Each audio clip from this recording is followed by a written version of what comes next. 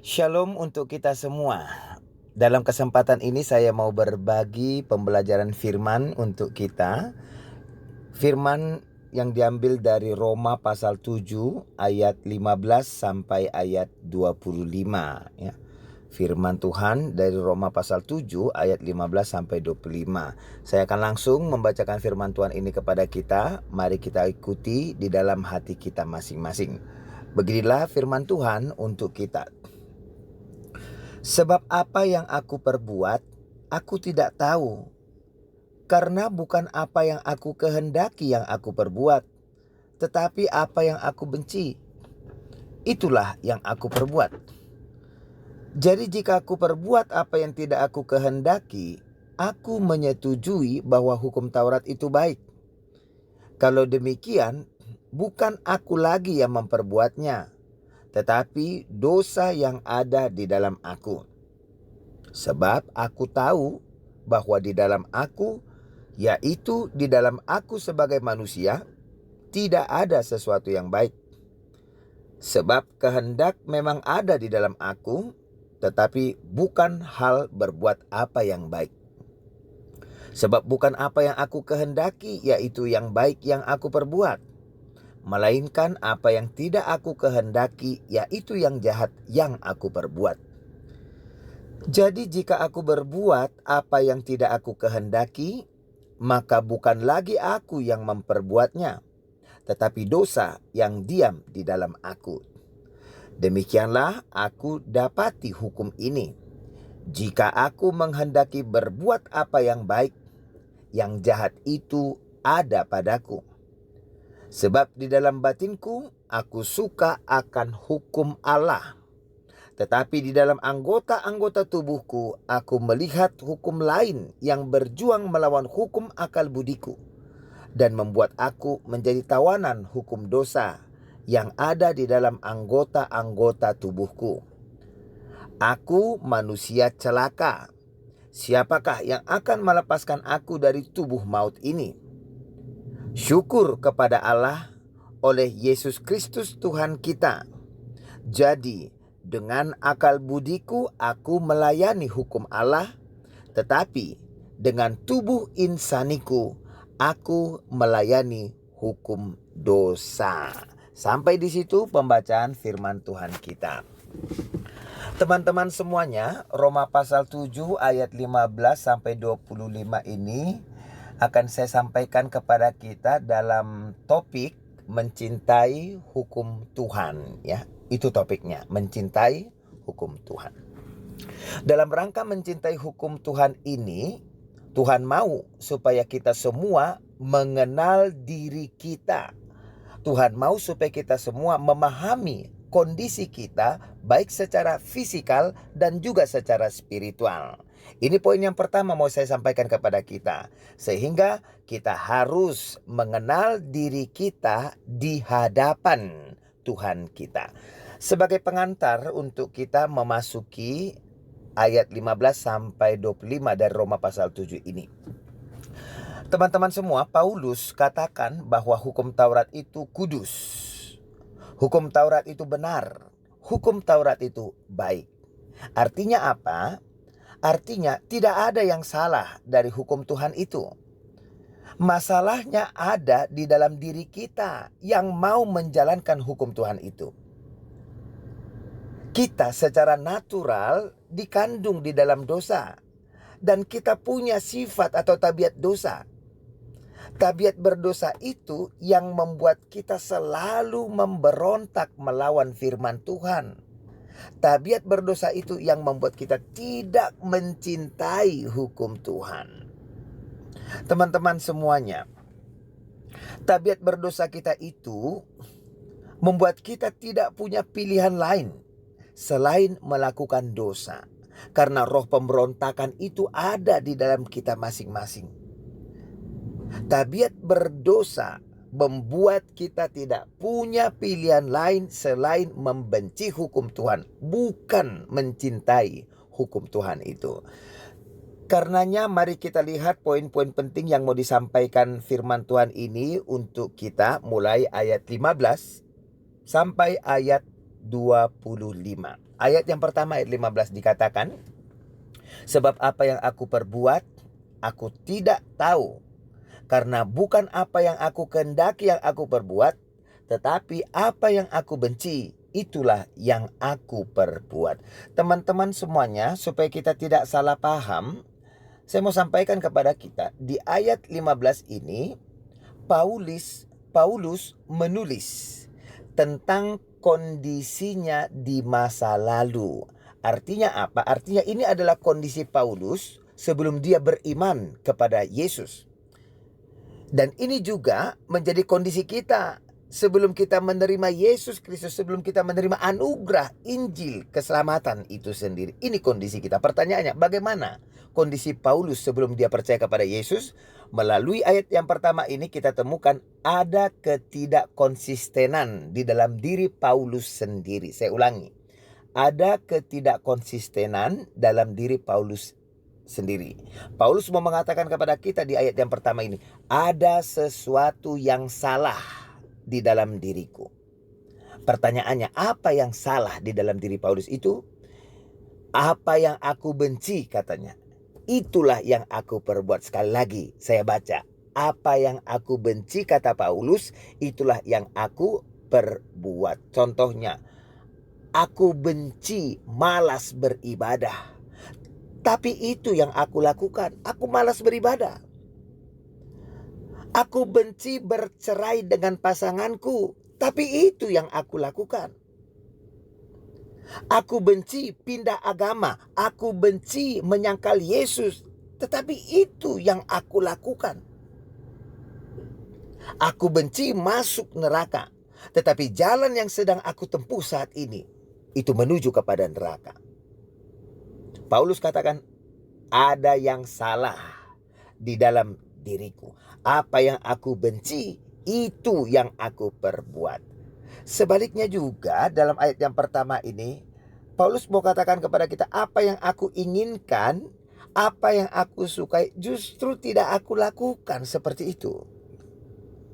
Apa yang dia sukai, dia ingin, enggak dia lakukan. Misalnya, aku ingin berdamai dengan pasanganku. Aku ingin berdamai, tapi aku tidak melakukannya. Aku ingin sukses di sekolahku, aku ingin juara 1, 2, 3, tapi aku tidak mau belajar.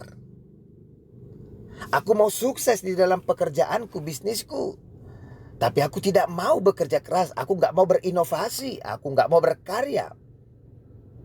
Paulus katakan, ada sesuatu yang salah di dalam diriku. Itu poinnya dalam ayat yang pertama ini. Selanjutnya kita masuk dalam ayat yang kedua, ayat 16, dikatakan di sana, jadi jika aku perbuat apa yang tidak aku kehendaki, aku menyetujui bahwa hukum Taurat itu baik. Teman-teman, apa maksudnya ayat yang kedua ini? Satu hal yang kita ketahui dari ayat 16 ini, apa itu? Paulus ingin melakukan sesuatu yang baik, itu pasti. Ya, Paulus ingin melakukan sesuatu yang baik. Pertanyaannya, apa itu yang baik? Tentu hukum Taurat itu baik, ya. Hukum Taurat itu kudus. Hukum Taurat itu benar. Sehingga kita bisa pakai itu, Paulus ingin melakukan hukum Tuhan.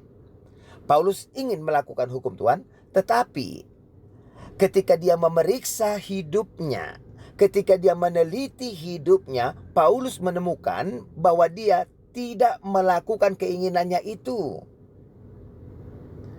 Paulus katakan, aku setuju hukum Tuhan itu baik. Aku setuju itu, hukum Taurat baik. Masalahnya apa? Aku tidak melakukannya. Hukum itu baik, tapi aku tidak melakukannya. Itu permasalahannya. Aku mencuri misalnya. Aku mencuri, padahal aku tahu larangan mencuri itu baik. Aku melakukan perzinahan contohnya. Aku berzina, padahal aku tahu persis larangan berzina itu baik. Aku malas beribadah minggu, aku malas pertanyaan atau kebaktian, aku malas PA, padahal aku tahu perintah untuk beribadah itu baik. Itu situasinya, teman-teman. Jadi Kalau situasi seperti itu terjadi kepada kita juga saat ini, kalau situasi seperti itu terjadi juga kepada kita, bagaimana? Ayat selanjutnya ayat 17 katakan kepada kita, kalau demikian katanya, kalau demikian bukan aku lagi yang memperbuatnya, tetapi dosa yang ada di dalam aku.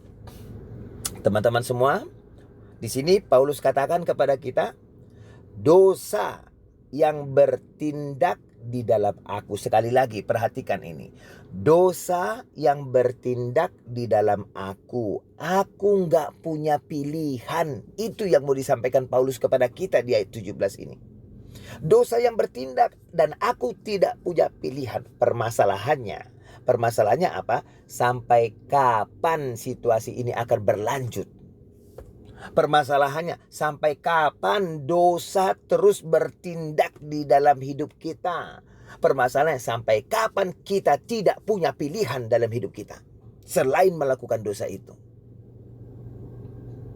Ayat selanjutnya, ayat 18, katakan kepada kita, sebab aku tahu bahwa di dalam aku, yaitu di dalam aku sebagai manusia, tidak ada sesuatu yang baik. Ini sangat menarik.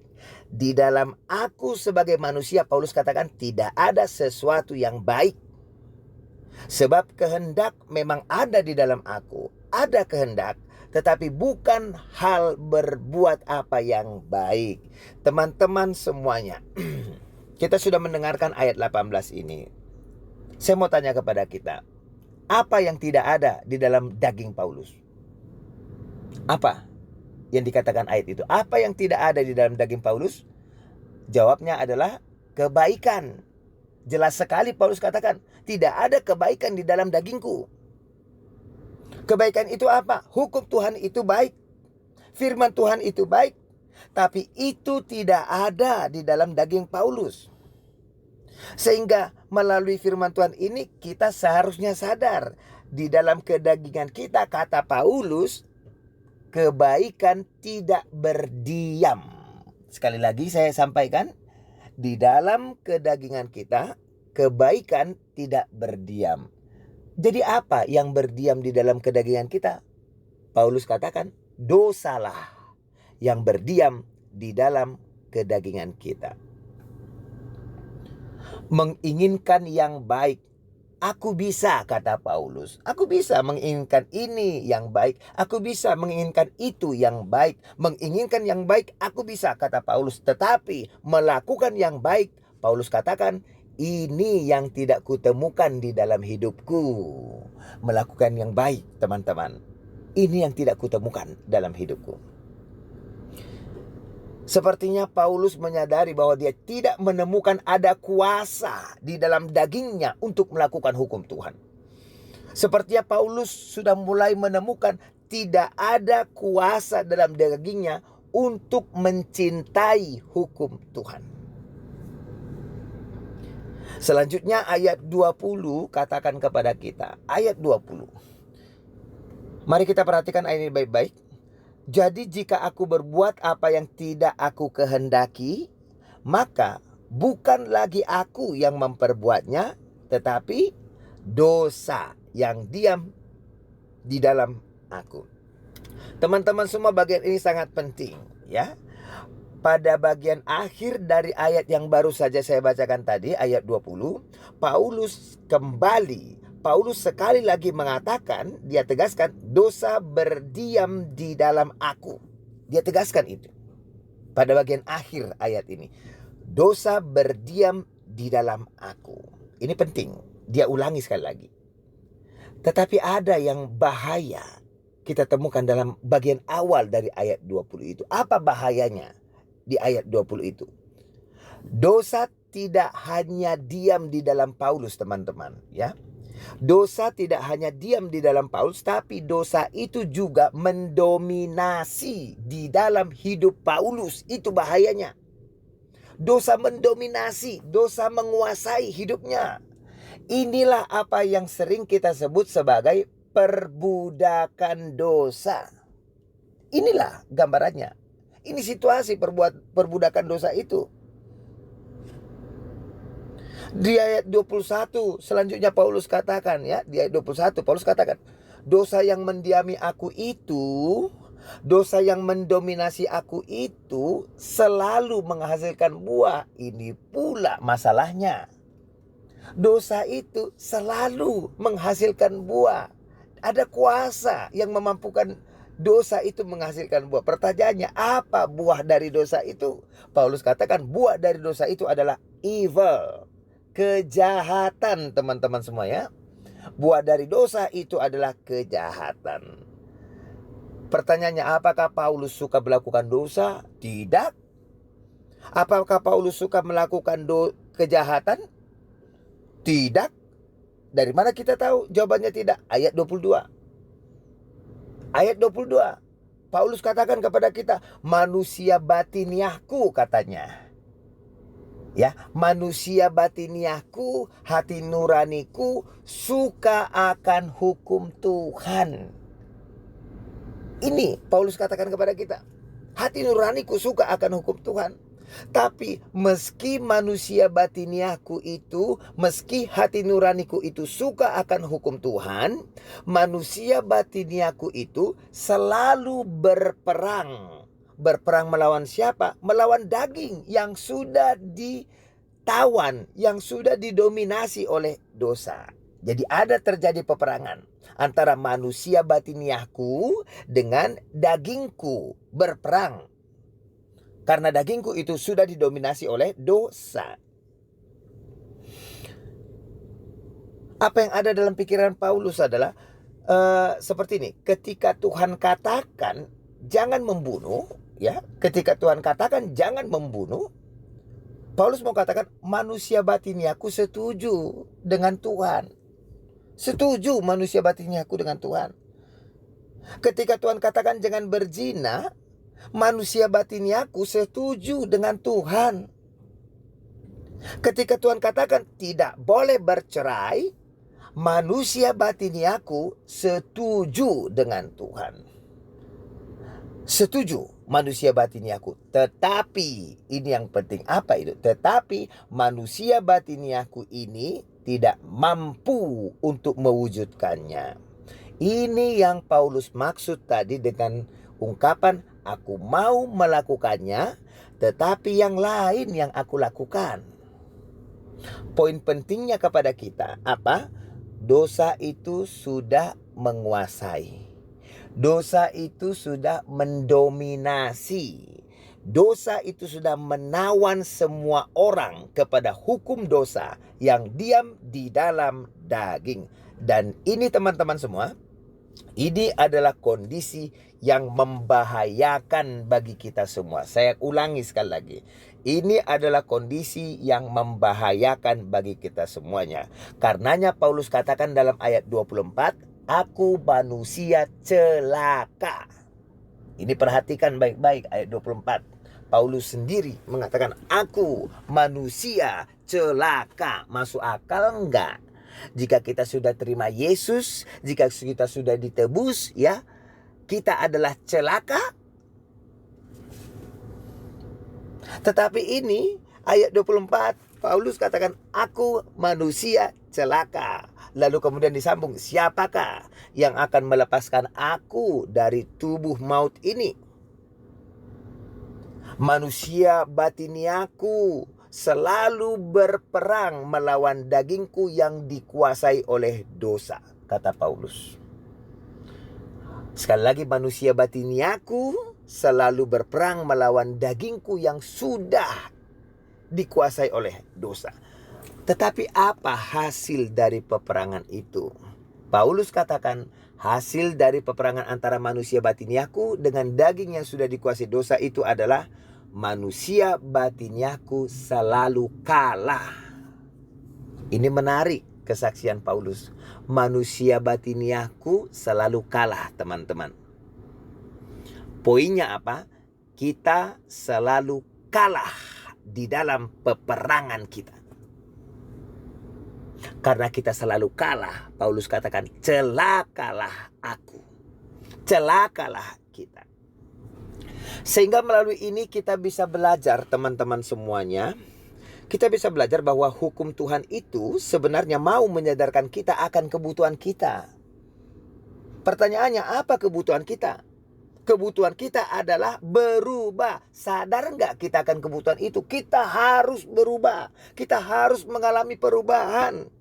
Jika kita tidak mau kalah terus, jika kita tidak mau binasa, maka kita harus berubah.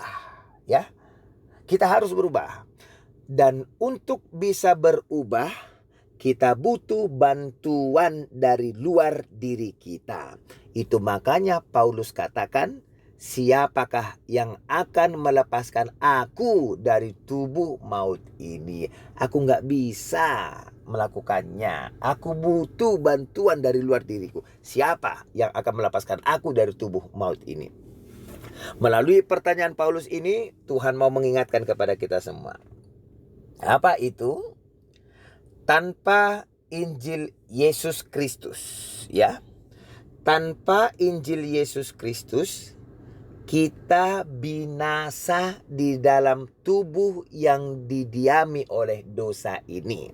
Sekali lagi saya sampaikan kepada kita, tanpa Injil Yesus Kristus, tanpa penebusan Yesus Kristus, kita binasa di dalam tubuh yang didiami oleh dosa ini. Karena hanya Injil Yesus Kristuslah yang melepaskan kita dari kuasa dosa dan juga dari akibat dari dosa itu sendiri. Ayat yang terakhir untuk kita teman-teman, ayat 25. Syukur kepada Allah oleh Yesus Kristus Tuhan kita. Jadi dengan akal budiku aku melayani hukum Allah. Tetapi dengan tubuh insaniku aku melayani hukum dosa. Ini ayat yang terakhir untuk kita semua. Teman-teman semuanya, ayat yang terakhir ini adalah situasi masa sekarang Paulus. Artinya apa? Ini adalah situasi di mana atau ketika Paulus sudah menerima anugerah Tuhan di dalam Yesus Kristus. Ketika Yesus sudah masuk dan memperbarui hidup Paulus sendiri. Bukan masa lalu Paulus sebelum Paulus percaya kepada Yesus. Poinnya apa dari ayat yang terakhir ini? Poinnya adalah jawaban dari pertanyaan Paulus sendiri. Siapa yang akan melepaskan aku dari tubuh maut ini? Jawabnya Paulus katakan hanya satu. Yesus Kristus. Yesus Mesias. Yesus yang melepaskan semua manusia melalui karya penebusannya di kayu salib. Yesus yang menyelamatkan semua manusia melalui kematian dan kebangkitannya. Yesus yang membuat semua manusia mampu mentaati Tuhan, mampu mencintai hukum Tuhan. Sesudah Yesus menebus Paulus, ya. Sesudah Yesus melepaskan Paulus dari dominasi dosa di dalam hidupnya, Paulus sekarang mampu mematuhi manusia batiniahnya, hati nuraninya yang sekarang sudah dikuasai oleh siapa? Roh Tuhan. Teman-teman, sekarang Paulus sudah mampu untuk melayani hukum Tuhan. Tetapi ada yang penting dari bagian akhir firman Tuhan ini. Apa yang penting Paulus sampaikan kepada kita dalam bagian akhir dari firman ini? Kita harus memperhatikan. Apa yang perlu kita perhatikan? Sekarang kita sudah punya pilihan. Apa pilihan kita? Pilihan kita ada dua. Kita bersama manusia batiniah kita, itu yang pertama. Atau kita bersama daging kita, itu yang kedua. Kita bersama manusia batiniah kita kah? Atau kita bersama dengan daging kita? Paulus mau ingatkan kita melalui nas ini. Di dalam Yesus, ya.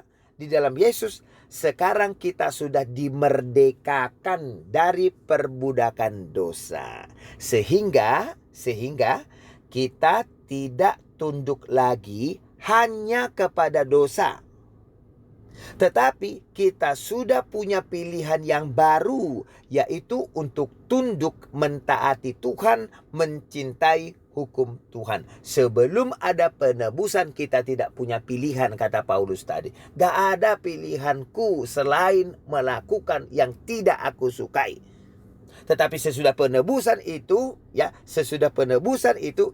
Paulus sudah punya pilihan yang baru, kita sudah punya pilihan yang baru, yaitu tunduk mentaati Tuhan, mencintai hukum Tuhan.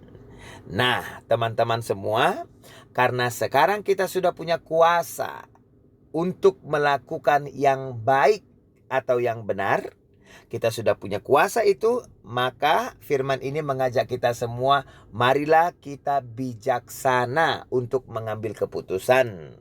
Marilah kita bijaksana untuk memilih. Kita bersama manusia batiniah kita untuk mencintai hukum Tuhan, atau kita bersama daging kita untuk membuahkan buah-buah kejahatan. Bijaksanalah teman-teman untuk mengambil keputusan. Tuhan Yesus memberkati kita semua.